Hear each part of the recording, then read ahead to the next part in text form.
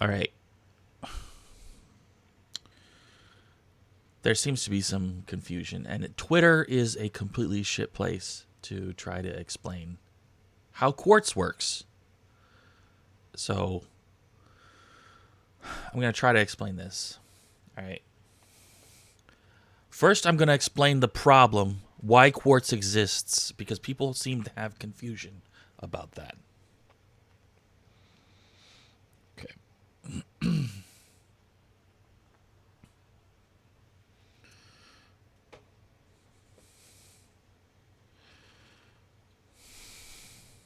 All right. There we go.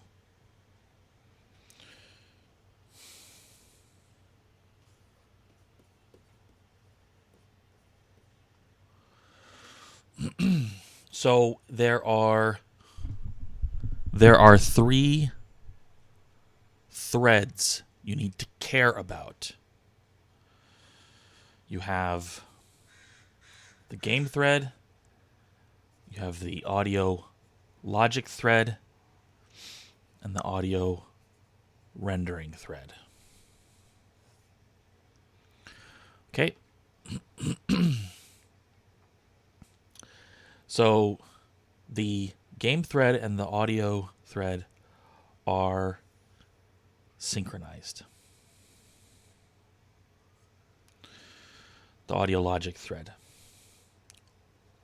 Logic.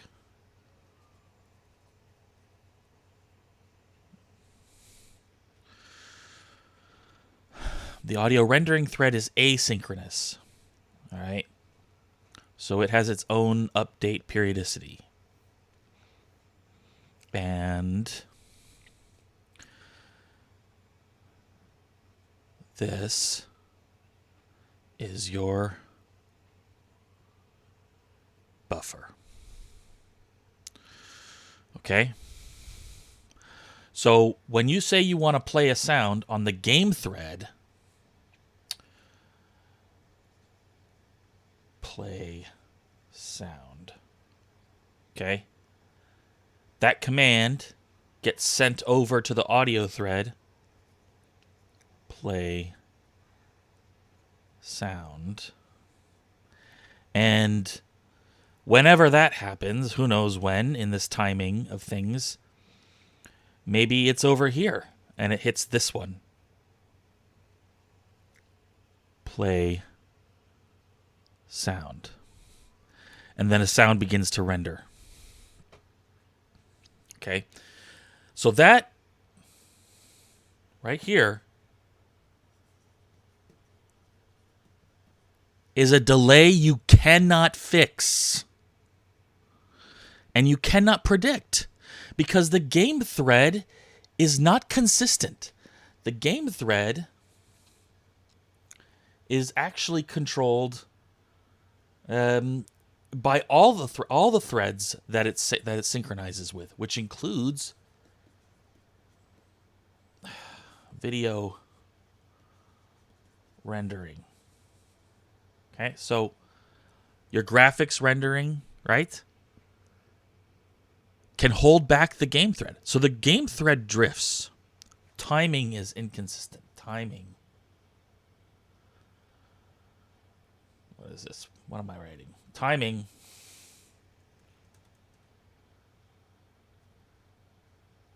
is bad. And as a consequence, timing on the audio logic thread is also bad. So this is what we're talking about. This is what Quartz is trying to resolve. Unpredictable timing on playing a sound. So how do we solve this problem? All right. So what we do is we have a Quartz clock. And what it literally does is count samples. So, let's say this is 256, and this is 256, and this is 256. It's 256. Okay? So what the Quartz clock does is it counts samples. And using sample rate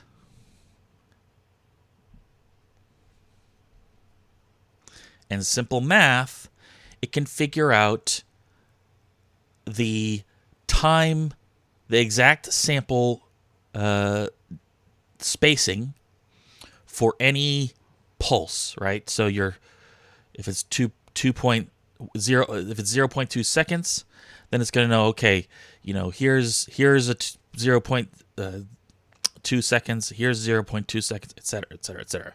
Even if it lands in the middle of a buffer. Okay? So what you do is you set up a pulse on the Quartz clock. So the Quartz clock is now running a metronome. Think of it like a metronome.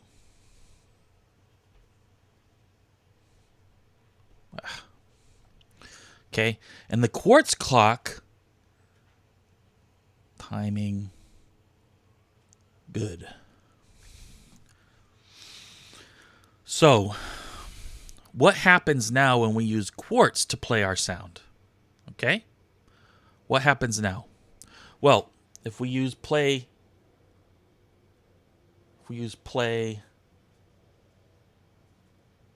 quantized, we can say, okay, I want you to play this sound not 0.2 seconds from now, because I don't know what this is. I can take guesses what it used to be, but I don't know what it is. So instead what I do is I say, play quantized next pulse or beat or whatever, and then it will send that there. It'll be play quantized next pulse or beat or whatever. It'll send that. And then what the Quartz clock will do is it will say, oh, look, there's this much time before this pulse here. And it's, I don't know, let's say it's, 4,000 samples or something like that. Who knows, whatever. Let's say it's 400 samples. Okay. So what it will do is it will hold the, instead of playing the sound here, like the normal play sound would, it will delay the sound.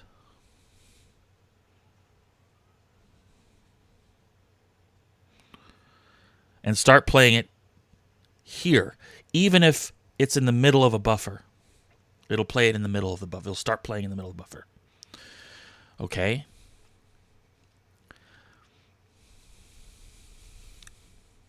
So what you have to do is you don't know how long this delay is. But what you can do is you can give yourself roughly enough time before you need to hear the sound to call the play quantized sound, to schedule it. Quartz is a scheduling system. Scheduling system, okay? That's what it is. And the game thread is just a subsystem, okay, that stores handles to the clock itself, which lives here. It doesn't live on the game thread.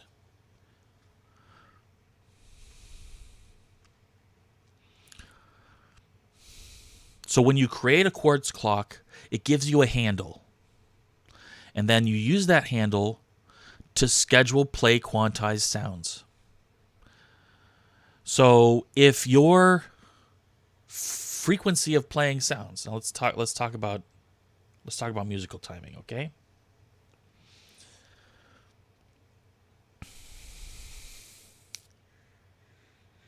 So if you know let's say the game thread, well, maybe we roughly know that the game thread is running at 60 hertz, right? And if we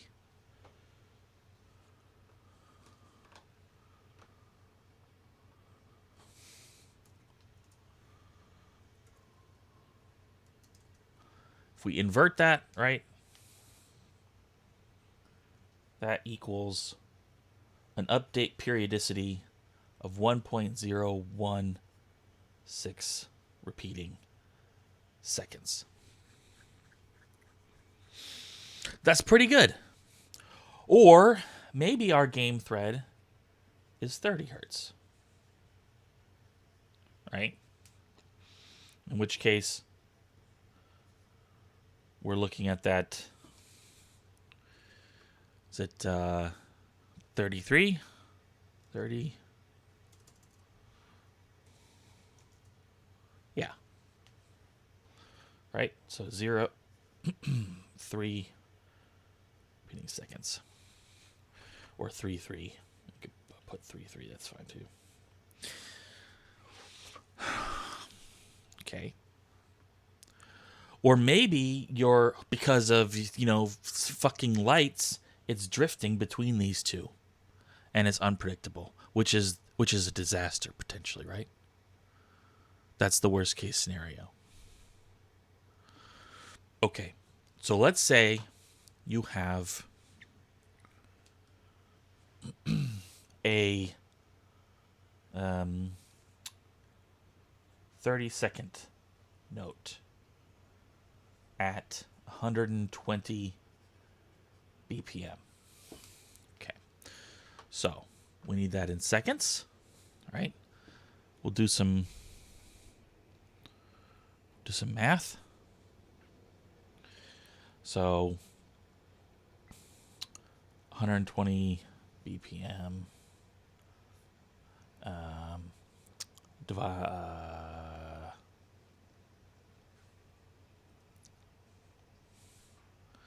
divided by 60 would be BP seconds, right?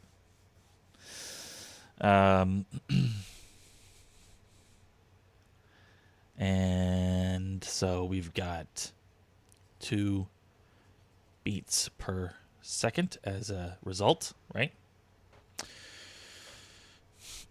And then we need to figure out how many seconds are our beats. So we need to invert that, right? Because we're this is a frequency, right? And so we've got half a second, and we can say per beat.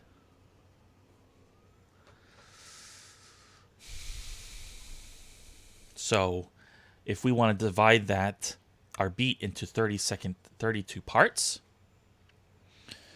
then we've got basically 1/2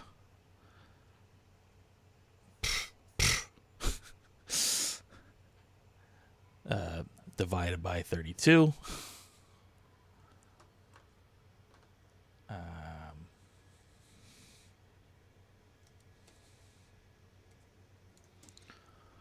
Which is 0.015625 seconds. All right, so do you see any problems here? Look at this. And then look at this number. This is shorter, okay, than this. So our game thread update is not fast enough to play 30-second notes, and it's not consistent enough to play 30-second notes. And 30-second notes are not an unreasonable timing. Musically, we can hear a 30-second note that drifts in timing. So that's where Quartz comes along. And this is how I work with Quartz, because I think it's the responsible thing to do,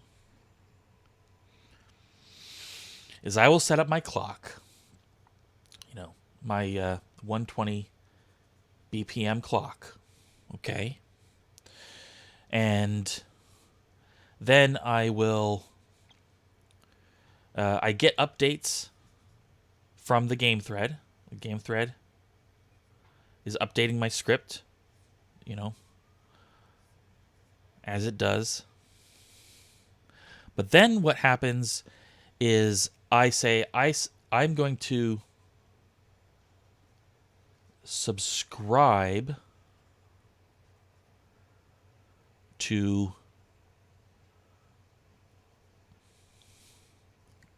quarter note,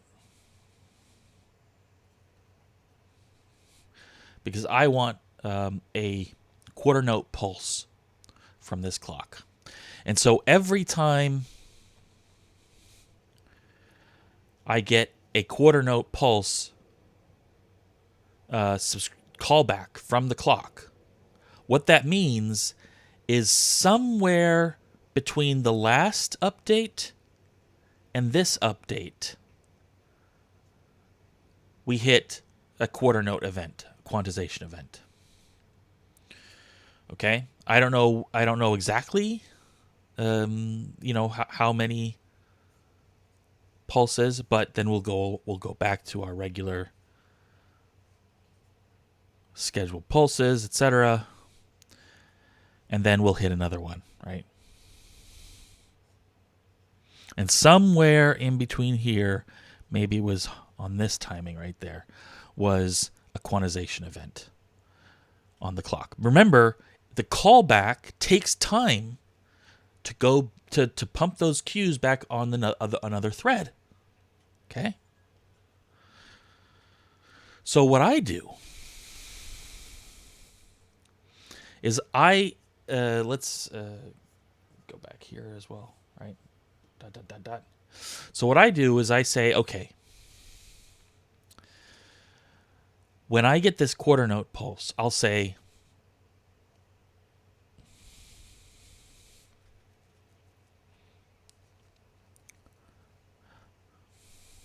play quantized, and then I'll set up all of the events that I want to start playing here for the whole beat. So I'll say, on the first 30-second note, play this sound. On the second 30-second note, play this sound. So these are different play quantized calls. And then maybe on the third 16th note, play so this can is that still in the beat? Right? 1, 2, 3, 4. Yeah.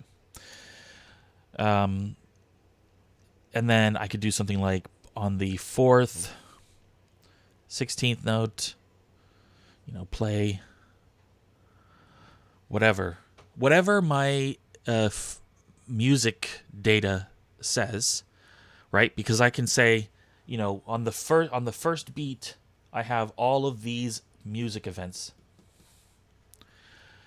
for the whole beat, and so I'll take all the data for a whole beat, and I'll read it, and I'll convert all of the data into play quantized calls, and then those will start playing here on time, and each will be delayed by the appropriate amount. So when I say in Q,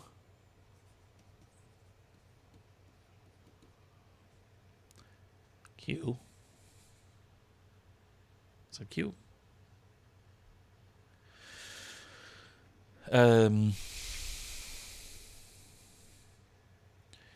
you basically queue up an entire beat's worth of musical data at a time. And then I do nothing until the next time I'm told, oh, a beat's coming up. A beat has passed, and now I'm going to enqueue the next beat's worth of information, and so on and so forth. Okay. So if you look at, let me pull up my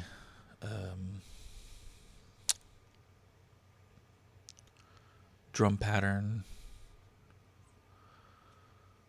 There we go. Boop. So if you look at this thing that I built, okay, I am enqueuing a whole beat's worth of musical data at a time. So these are all 16th notes. So I'm enqueuing 4 notes at a time. So I have an array that I let me pull this out, right? So in the case of that system,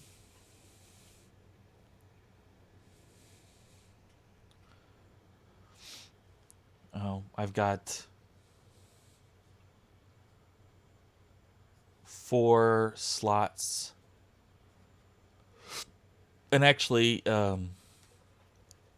it's just the next 4 slots. Okay, so I have an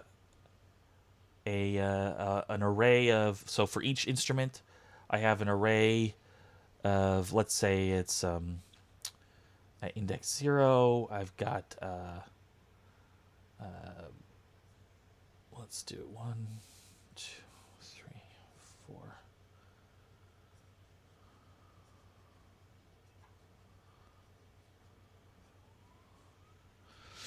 Okay, and then let's say I've got a play call on 1 and 3. Right? It's a pattern that's 5 16th notes long. But I'm just scheduling 4 16th notes at a time.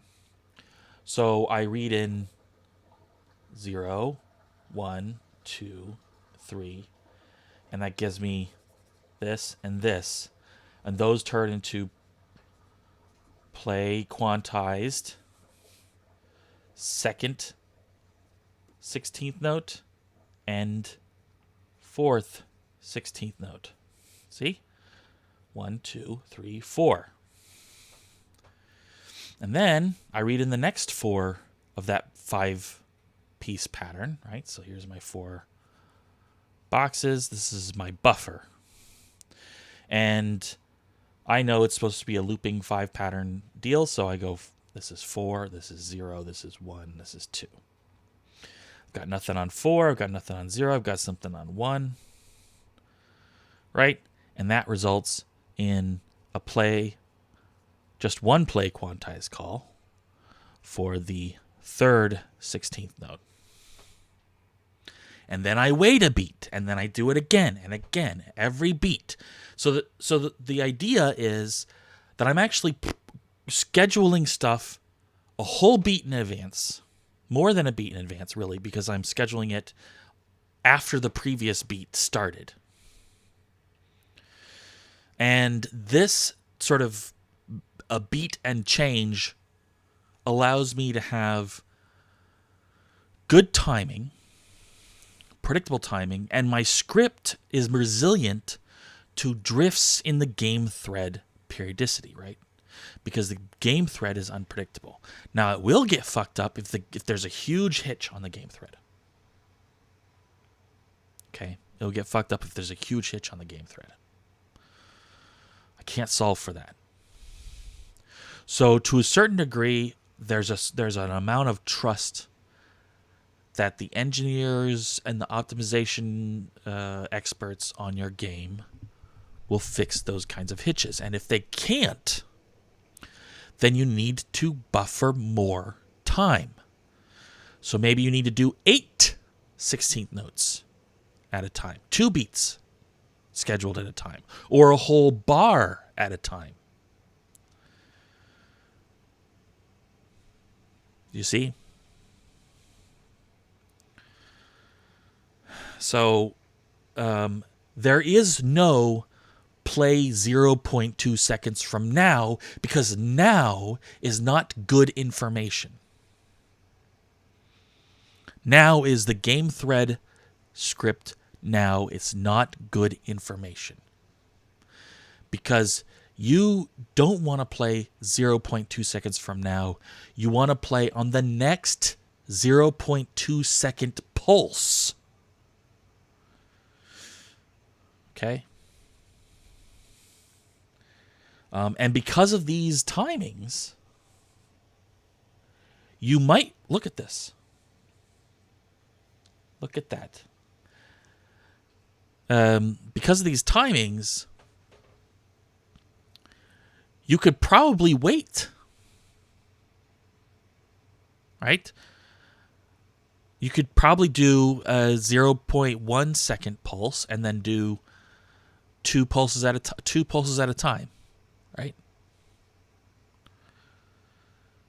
Or just on the next, you could subscribe.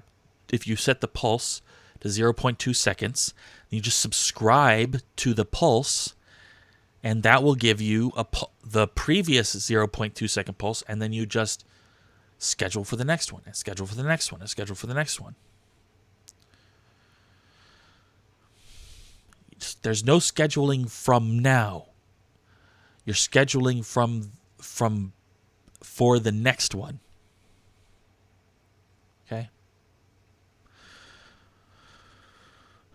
Because the point at which you get now information is old. It's already old. And the time it takes to traverse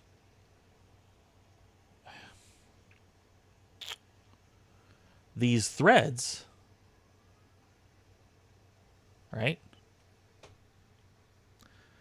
is not information that you have. So you can't say 0.2 seconds from now. You have to say the next 0.2 second pulse.